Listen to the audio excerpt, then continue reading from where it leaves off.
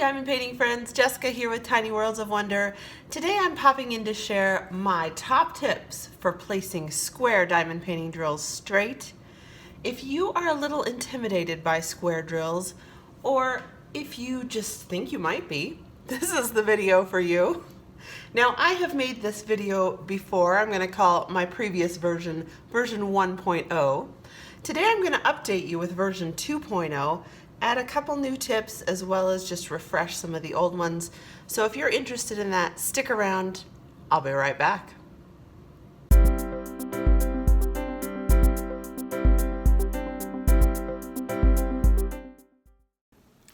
Okay guys, I've dropped you in a little closer to the canvas. Hopefully you'll be able to see what I'm doing at this distance. Today's sample project is my Vintage Fabulous Holiday Canvas for 2019, which, as you could see at the beginning, I still have quite a ways to go. So we'll aim for 2020, for Christmas 2020. But let's get into my first tip. This is going to be a great canvas to show you some things with because the drills are actually turning out to be pretty nice. So my first tip is always checkerboard your light colors. Now, what do I mean by checkerboard? I'm going to show you. Don't worry. There are tons of videos about this on YouTube, but if you found mine, I'm super flattered, and so of course I'm going to show you what I'm talking about. So you will notice as you get into your square drill canvases that gapping shows quite a lot more with your light pad off on lighter colors like white, vanilla, light tan, colors like that. And so I found it to be very helpful, instead of using my multi-placer or trying to just set all of my drills in straight lines, to actually alternate. So I'm going to start with this top row, and I'll place a few here so you can see what I'm talking about. But what I'm basically doing is placing every other drill in each row.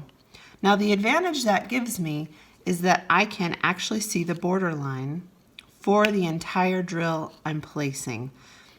And I have a way better chance of setting those drills straight and of minimizing any gapping I might see when the piece is all completed. So that is my first tip. Always checkerboard your light colors. You will be so glad you did, especially if you have drills that aren't totally uniform. My second tip is to save your multi-placer for your darkest colors. And of course that corresponds with the first tip as kind of a no-brainer. So if you're going to place your lightest colored drills one by one, always save your multi-placer for your dark colored drills. So over the past year and a half or 2 years that I've been diamond painting, I have figured out some multi-placer tips. So I'll go ahead and stick some in here while we're at it. This canvas has some, at least in this square, some long lines of dark colors. So I'm going to see if I can find this shade, and I'll just show you a couple tips there. It's 939. I love 939. It's like a navy blue. All right, so if you have fairly uniform drills, that of course is always going to work better. But I'm going to get enough drills in my tray that I can form some nice lines. This is going to speed me up too if I have a lot of multi-placing to do. Okay, so what I'm going to do is come in, this is my 6 placer. I'm going to come in at an angle. So I'm going to approach the ridges of my drill tray a little bit from the side. Okay, now I didn't renew my wax. I drilled with this wax for probably 2 or 3 hours last night. I probably should have refilled it.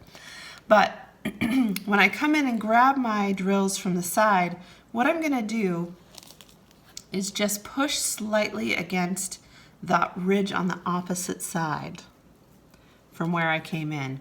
What that does is line up along this edge all of my drills so that they're nice and straight. Okay? And then when I go to lay them down, what I can do is I'm going to aim for the farthest corner from me. This is just how I do it. You might aim to the closest corner to you too. And then I'm just going to roll down. And usually that sets my drills pretty straight. So let's try that one more time. We'll see if I can do it on camera and get a good result. So come in from the side, a little bit of an angle so that you get a straight line here, okay? Press against the ridge on the opposite side. Then I'm gonna come in, I'm gonna start on the drill farthest from me and just roll down, okay? And you can see there I got a pretty nice straight line. I usually work at an angle, so I sort of just, I missed that first square there. Now, here's a tip for you too. It's guaranteed that you are going to set some drills crooked. You just are. So if you need to move a drill around, never try to slide it and push it around, because it either is going to completely pop off or it's just going to bounce right back to where it was, especially on poured glue, which has a lot of texture. What you're going to do is lift the drill. So if I had my tweezers on this one, now that I pushed it out of place, let's use this one actually as an example.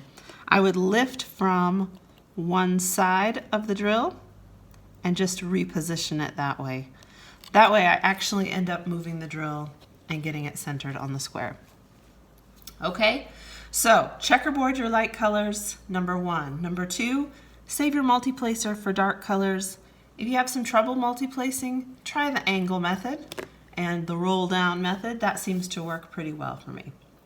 All right, tip number 3 is to aim for the corner of the grid square instead of aiming for the center. So this tip is one of my very favorites because it literally, when I discovered this, it transformed my canvases. So what I mean by this, and I'll stick a graphic in here so that you have a little better illustration of what I'm talking about. But instead of aiming for the dead center of my square when I place my drill, what I'm going to do is aim with my eyes at the pointy corner, okay? Then I have somewhere to focus that I can, I have somewhere to focus as far as the border lines go around the edges of my squares, okay? And I find when I do that, I set my drills pretty straight. If I don't, again, can lift, turn, and set back down. Okay? Number 4, tip number 4, always use a light pad. I think it's especially important on your square drill canvases. I have my light pad on right now. I'm going to move these drills out of the way and turn the light pad off. If you're new to diamond painting, great, welcome. I'm so excited you found us. This is what a light pad looks like. I know I'm pretty close to the camera here. This is an LED light pad. It's the size of a sheet of office paper, so 8.5 by 11. I found for my canvases, that's about what I need. But you can see if I set my light pad underneath my canvas, all of my symbols are much better illuminated. If I turn this off, hopefully you can tell the difference. Especially with dark colored backgrounds with black grid lines, it's very hard to aim for the corners if you can't see them. So using a light pad is really helpful.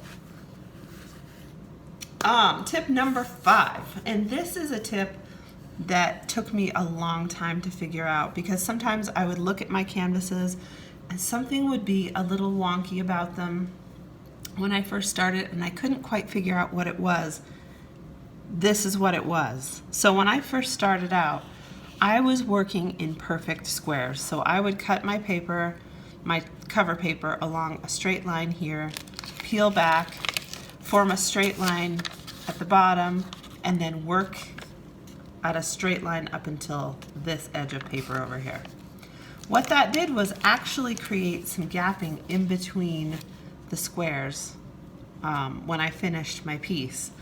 So a little bit like working over the page in a complex cross-stitch pattern, what I've started to do is when I'm working, say this square for example, I've started peeling back the edge of my paper just a little bit so that if I have some of the symbols I'm already working on in the next square, I just carry them over either in a checkerboard pattern or just kind of randomly.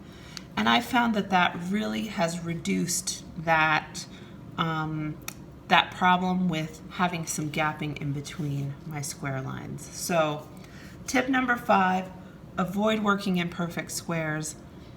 You may not think you have trouble with this, and hopefully you don't. If your placement is really top-notch, you probably don't have any trouble with this. But like I said, it took me a little while to realize what I was seeing on my canvases, and on some of them, that is what I was seeing. So check that out on your own work. If that applies to you, maybe try that tip.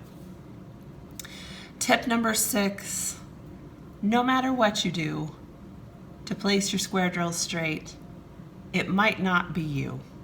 The trouble might be the drills. So sometimes in some situations where you have drills that are far too small for the piece that you're working on or for the grid squares you're working in, there is nothing you can do to make that piece perfectly square. You can checkerboard, your multi-placing can be perfect, you're still gonna get gapping, okay? And I want you to know, in that situation, it's not your fault. It's a manufacturing defect in the drills. So go easy on yourself in that scenario. Remember with all these tips that diamond painting is supposed to be fun. This is not supposed to be a hobby that causes you a ton of stress. So remember, perfect is not important. It's more important to have fun with what you're doing. I hope you have found these 6 quick tips for placing your square drill straight really helpful today. If you have any questions, please put them in the comments below and I'm happy to answer them if I can. As always, spread some joy wherever you are today, and I'll catch you next time. Bye.